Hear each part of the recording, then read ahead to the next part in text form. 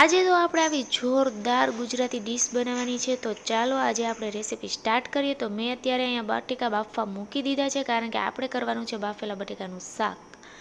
તો બટેકા બફાય ત્યાં સુધીમાં આપણે કઢી બનાવવાની છે, ભરેલા મરચાંની કઢી। તો અત્યારે કઢીની અંદર ચણાનો લોટ ને એવું બધું નાખી દીધું છે, મરચાં લઈ લીધા છે, અને અહીંયા લઈ લીધી છે લસણવાળી ચટણી, ફૂલ લસણવાળું, અને ચવાણું, સિંગ, હળદર, મીઠું, જીરું, ખાંડ, લીંબુ બધું જ નાખીને મેં મરચાં મસ્ત મજાના ભરી લીધા છે। અને હવે આપણે કઢીની અંદર ચણાનો લોટ, ખાંડ, મીઠું બધું જ નાખીને મિક્સ કરી લઈશું। તો બરાબર રીતે આપણી કઢી મિક્સ થઈ ગઈ છે। તો હવે આપણે આને ઉકળવામાં મૂકી દઈશું। તો અત્યારે મેં કઢીને ઉકળવા મૂકી દીધી છે ને ત્યાં સુધીમાં મારા બટેકા પણ મસ્ત બફાઈ ગયા છે। તો હવે ચાલો પહેલાં તો બટેકાના શાકનો વઘાર કરી લઈએ। તો આપણે બાફેલા બટેકાના શાકનો વઘાર કરું છું, બાજુમાં મારી કઢી ઉકળે છે। તો મારું તો મસ્ત મજાનું બાફેલા બટેકાનું શાક થઈ ગયું છે રેડી। તો સાઈડમાં મારી કઢી પણ ઉકળી ગઈ છે। તો શાક થઈ જાય રેડી એટલે હવે આપણે શાક થઈ ગયું છે રેડી, અને હવે આપણે કરીશું કઢીનો વઘાર। કઢીના વઘાર માટે મેં લઈ લીધું છે ઘી, કારણ કે હું કઢીનો વઘાર ઘીમાં કરવાની છું। તો મેં અત્યારે ઘી લઈ લીધું છે ને જેવું જ કઢીનો વઘારમાં બધા કઢી પત્તા ને મરી મસાલા, રાઈ ને એવું બધું નાખીને હવે મેં મરચાં નાખી દીધા છે ને સાથે થોડી કઢી નાખીને તડકો લગાવી દીધો છે।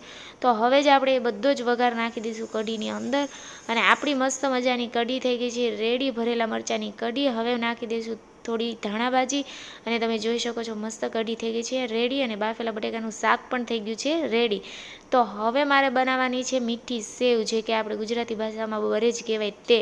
તો મેં તેના માટે લઈ લીધું છે ઘી નાખી દીધું છે, અને જેવું જ ઘી ગરમ થાય એટલે થોડી એવી મેં સેવ નાખી દીધી છે, અને સાથે બાજુમાં મૂકી દીધું છે પાણી ગરમ।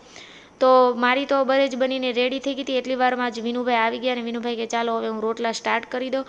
તો વિનુભાઈ રોટલા બનાવે છે ને હું બરેજ માટે બદામ કાજુને એવું કાપું છું, કારણ કે બરેજમાં ઉપરથી નાખવા।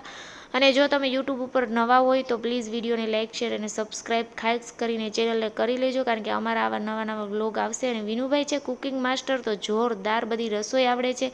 અને એટલામાં જ વિનુભાઈએ જો તમે રોટલો મોટો બધો બનાવી, એક રોટલે બઠ્ઠા પડી જાય એવો વિનુભાઈએ રોટલો બનાવી દીધો છે। તો હવે આપણે રોટલો બની ગયો છે, તમે જોઈ શકો છો મસ્ત મજાનો રોટલો આપણો બની ગયો। માથે નાખી દઈએ છીએ ઘી, અને તમે વિડીયો પસંદ આવે તો લાઇક, શેર, સબસ્ક્રાઈબ કરજો, અને સાથે મારી બરેજની અંદર મેં બદામ નાખી દીધી છે। તો ચાલો હવે આપણું ગુજરાતી તો જોરદાર ડીશ રેડી છે। બાજરાનો રોટલો, બરેજ, બાફેલા બટેકાનું શાક, ભરેલા મરચાંની કઢી, પાપડ, અને આપણી ગુજરાતીનું ફેમસ કહી શકીએ તો એવું સલાડ, એટલે કે ધૂંબો મારેલી ડુંગળી। વાવ, મસ્ત રેડી છે। તો વિડીયો પસંદ આવે તો લાઇક, શેર એન્ડ સબસ્ક્રાઈબ કરી દેજો। બાબા।